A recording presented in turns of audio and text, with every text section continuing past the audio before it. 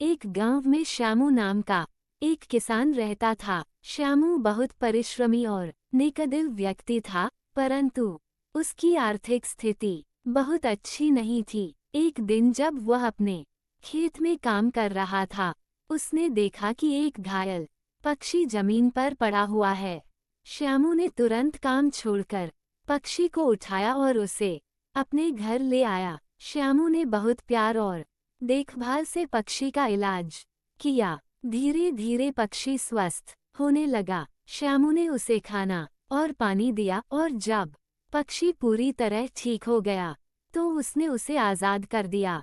पक्षी रामू के घर के चारों ओर मंडराने लगा और कभी कभी वापस आकर रामू के आंगन में बैठ जाता। कुछ महीनों बाद उस गांव में भयंकर सूखा पड़ा। सभी किसान चिंतित थे क्योंकि फसलें सूख रही थीं और पानी का अभाव था। रामू भी बहुत परेशान था, परंतु उसने हिम्मत नहीं हारी। एक दिन वही पक्षी श्यामू के खेत के ऊपर उड़ते हुए आया और जोर जोर से चहचहाने लगा। रामू ने ध्यान दिया कि पक्षी एक विशेष स्थान की ओर इशारा कर रहा। रामू ने पक्षी की बात मानी और उस स्थान पर खुदाई शुरू की। थोड़ी खुदाई के बाद ही वहां पानी का स्रोत निकल आया।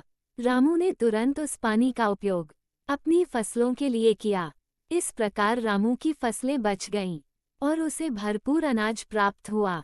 गांव के लोग रामू की किस्मत देखकर हैरान थे, परंतु श्यामू जानता था कि यह सब उस घायल पक्षी की दया का फल था जिसे उसने एक दिन बचाया था।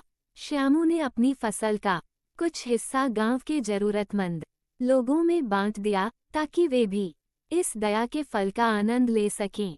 इस कहानी से हमें ये सीख मिलती है कि दया का फल सदा मीठा होता है। जब हम दूसरों की मदद करते हैं तो हमें भी अनजाने में ही कहीं न कहीं से मदद मिलती है। कहानी पसंद आए तो लाइक और सब्सक्राइब जरूर करें। धन्यवाद।